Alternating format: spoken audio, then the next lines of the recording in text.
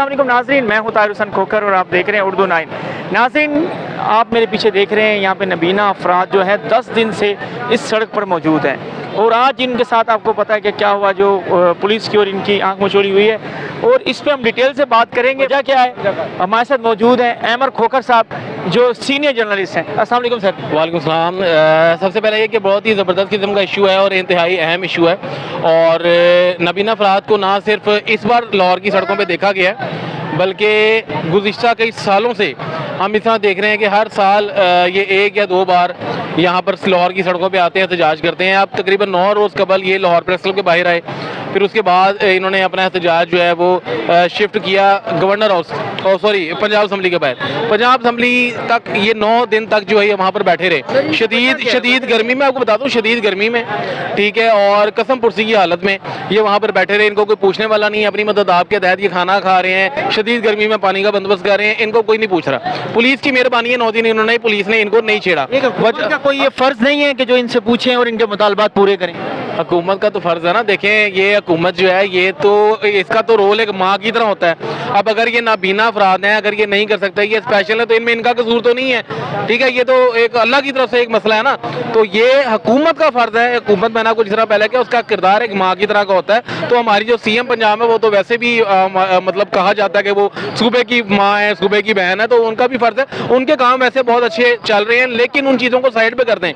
Basically ये जो नबीना अफराद का मसला है, ये पहले भी कई सालों से सड़कों पे आ चुके हैं। परवेज़ लाई का दौर आया, परवेज़ लाई ने 3 माह के लिए इनको रोजाना की बुनियाद पे डेली बेसिस पे इनको नौकरी पे रखा।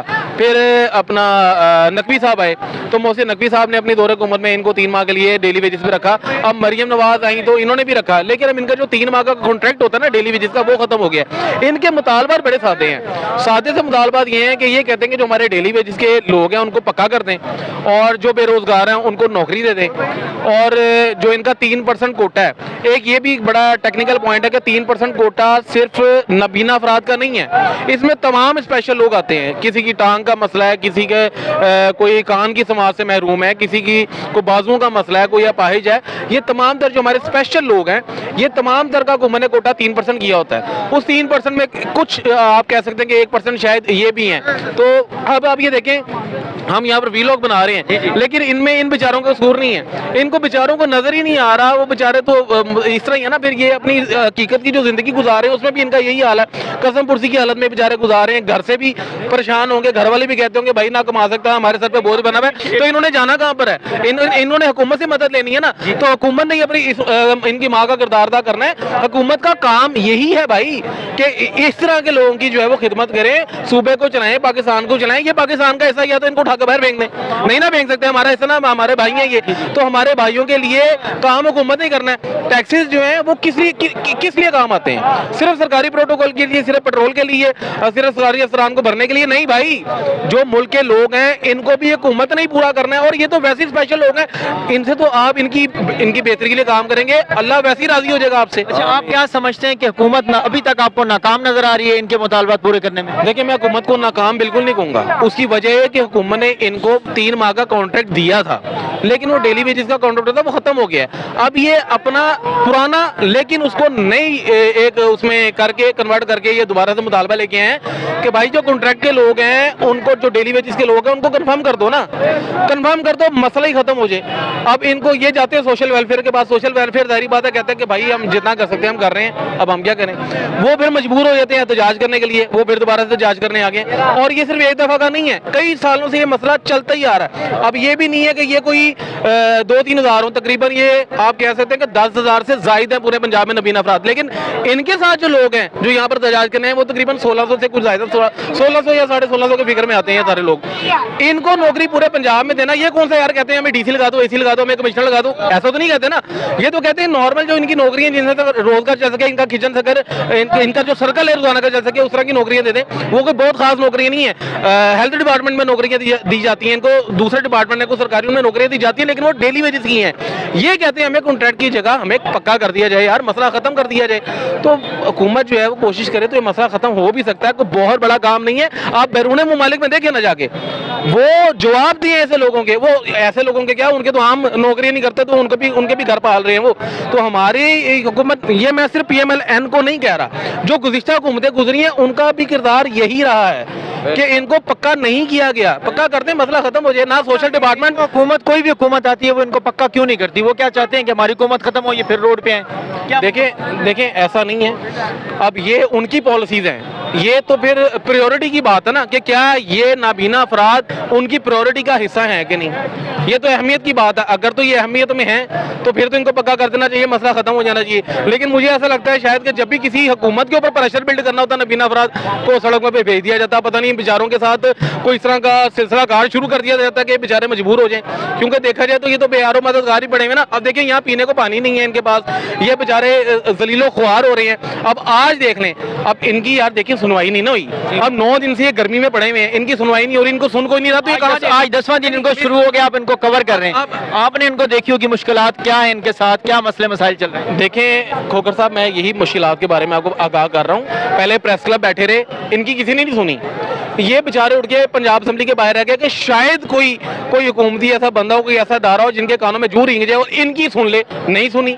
8 रोज 9 रोज ये बेचारे वहां पर जलीलो ख्वार हुए, परेशान रहे, कसम पुरसी की हालत में रहे, भूखे रहे, प्यासे रहे, किसी ने नहीं सुनी। धूप आपके सामने है, गर्मी आपके सामने है, बारिश होती रही आपके सामने है, कहाँ जाए, खुले आसमान के नीचे बैठे हुए, कोई नहीं सुन रहा, किसी को रहम नहीं आता। चले कोई बात नहीं, ये वहां पर बैठे रहे। फिर उसके बाद ये वहां से निकले, इन्होंने अपना हक, अपने मुतालबात की मंजूरी के लिए, अपनी आवाज ऐवानों तक पहुंचाने के लिए रुख किया CM हाउस का। अब देखा जाए तो CM हाउस के अंदर एंटर होना कानूनी तौर पे भी सही नहीं है। पुलिस ने इनको तरीके से रोकने की कोशिश की, लेकिन क्योंकि ये नहीं रुके, फिर तल कलामी हुई, लाठीचार्ज भी हुआ। मरियम नवाज के पहले दिन से ही ये अहकाम आते हैं कि नबीना अफराद पे प्रेशर नहीं डालना, कोई तशद्दुद नहीं करना, नरमी से इनको डील करना है। लेकिन आज क्या हुआ, इनके सदर समेत 2 से 3 लोग बाकायदा जख्मी हुए, उनके खून निकले, उनके सर भी फटे। फिर उसके बाद दोबारा से मरियम नवाज ने एक्शन लिया और उन्होंने कहा कि जी इनके साथ नरमी बरतें, इनके मुतालबात को किसी तरीके से पूरा करें। अभी तक उनके इस एक्शन के बावजूद, इतनी आज जो इतनी गर्मी सर्दी हुई है पुलिस के साथ, उसके बावजूद ये फिर बेचारे कसम पुरसी की हालत में अब सैमन क्लब चौक के बाहर आगे, अंदर नहीं किया लेकिन बाहर आके तजाज दे रहे हैं। अब मसला क्या हो रहा है, शहरी परेशान हो रहे हैं, ट्रैफिक के मसाइल हो रहे हैं। CM हाउस के बाहर ये खुद बैठे हुए हैं, ये खुद भी परेशान हो रहे हैं, खुद भी जलील हो रहे हैं, पानी पीने को नहीं है। हम लोग यहाँ पर कवरेज ले आए हैं, 50 बंदे हमारे पास आके भाई पानी पिला दें, परेशान ही है ना यार। घरों से दूर आए हैं, पता नहीं कौन कौन से जिला से आए हैं, पंजाब के कितने दूर दूर के शहरों से, कोई सियालकोट से आया है, कोई कहीं से आया है, कोई सादकाबाद, कोई कहीं से आया है। तो यार इनको देखना किसने है, ये हुकूमत नहीं करना है। सोशल वेलफेयर के लोग यहाँ पर आते हैं, अभी भी मौजूद हैं, लेकिन उनके सेक्रेटरी DG लोग आते हैं, इनसे बात करने की कोशिश करते हैं, बात होती नहीं है। इनको ये पता है कि जो भी आएगा वो हमें एक मीठा लॉलीपॉप देगा और चला जाएगा। इनको जरूरत मीठे लॉलीपॉप की नहीं है भाई। इनकी पूरी जो नौकरी का मामला है वो पूरा करते हैं। 1600 लोग हैं, अगर तो पक्के कर सकते हैं, जो भी इनके मुतालबात में ठंडे मुतालबात भी हैं कि जो नौकरी पे नहीं है उनको कॉन्ट्रैक्ट पे कर लें, जो कॉन्ट्रैक्ट पे है उनको पक्का कर लें, रेगुलर वालों को भी पक्का कर लें, तो अगर चाहे तो डीलिंग इनसे हो भी सकती है। लेकिन इस बार ये बहुत ही जो है ना पक्के तरीके से यहाँ बैठे हुए हैं। मैंने को मुतअद्दिद इनसे नबीना अफराद के जो मुजाहिरीन इनसे बात की है, उनका यही कहना है हम नहीं उठेंगे, दाराकार वसी कर देंगे लेकिन उठेंगे नहीं। अब मैंने कलमा चौक का इनका एहतजाज भी कवर किया हुआ है, मैंने इनके प्रेस क्लब के एहतजाज भी कवर किए हुए हैं, इन्होंने मेट्रो बस रोकी, मैंने वो भी कवर किया हुआ है। पहले भी पुलिस इन पर तशद्दुद करती थी, मैं वो भी कवर करता हूँ। तकरीबन कोई 8-9 सालों से इनके एहतजाजों को हम भी देख रहे हैं, कवर कर भी रहे हैं। इनके मसाइल जो इस दफा इन्होंने इधर जो धरना दिया, इसमें आपने क्या डिफरेंट देखा है कि आप कह रहे हैं कि वो मुतालबात पूरे करके जाएंगे? लेकिन डिफरेंट इनका जज्बा, इनका जुनून, अपने हक के लिए जो इनकी आवाज़ है जिस पे ये डट गए हुए हैं, वो नजर आ रहा है। ये छोटी बात नहीं है। मैं आपसे कहता हूँ खोकर साहब, 1 घंटा शदीद गर्मी में 12 बजे से लेके 1 बजे तक जरा खड़े होना, आप नहीं हो सकेंगे। आप बगैर प्यास के आप 10 घंटे नहीं गुजार सकेंगे, बगैर कुछ खाए पिए आप नहीं गुजार सकेंगे। तो ये तो बैठे हुए ना, यही इनका जोश है, ये इनका जज्बा है, ये इनका जुनून है कि अब आए हैं। देखिए घर से भी रुसवा है, खानदान में दोस्तों से भी रुसवा है, बाहर भी रुसवा है, तो अब ये अपनी कश्तियां जला के आए हैं ये सोच के कि अब जाएंगे तो अपना हक और अपनी चीज लेके जाएंगे। नहीं तो हम दुनिया में पहले तो रुसवा हो ही रहे हैं, अब नहीं होंगे, अब कुछ लेके जाएंगे ताकि इनकी भी एक शान शौकत वाली जिंदगी जो आम बंदे की है वो ये भी बसर कर सके। देखिए आम बंदे से ज्यादा मोहब्बत के लायक ये हैं, आम बंदे से ज्यादा मोहब्बत के लायक ये हैं, और आम बंदे से ज्यादा आप कह सकते हैं कि हुकूमत का भी फर्ज है कि इनको ज्यादा प्रोटोकॉल दे। ठीक है ना, जिसकी टांगे वो तो बेचारा कुछ गाड़ी लेगा यार, भाग बुलेगा, कोई ना कोई मेहनत कर लेगा। इन्होंने क्या करना है यार, ये तो रहम के काबिल भी हैं यार। ये तो रहम के काबिल हैं, इनसे प्यार करें, इनकी बात सुने, इनके पे रहम करें, इनको भाई समझें, इनको बेटा समझें, इनको पाकिस्तान का इस घर का सरबराह समझें, खास सरबराह समझें, अल्लाह राजी होगा। थैंक यू जी, बहुत शुक्रिया आपका, अपना कीमती टाइम हमें दिया। आपका भी शुक्रिया कि आपने इस अहम इशू को जो है वो उठाया है, और इस अहम इशू को मुझे उम्मीद है कि जो आपके व्यूअर्स हैं वो सुनेंगे भी, देखेंगे भी, और वो भी इनके इस मसले में इनका साथ देंगे। और हुकूमत जो है वो इस पर अच्छा इकदाम कर भी रही है। मैंने पहले भी कहा कि इनको डेली वेजेस के कॉन्ट्रैक्ट दिए हैं, लेकिन मजीद इनके लिए बेहतरी के इकदाम करने चाहिए। Thank you sir. जी नाज़रीन, मजीद वीडियो देखने के लिए देखते रहें उर्दू 9।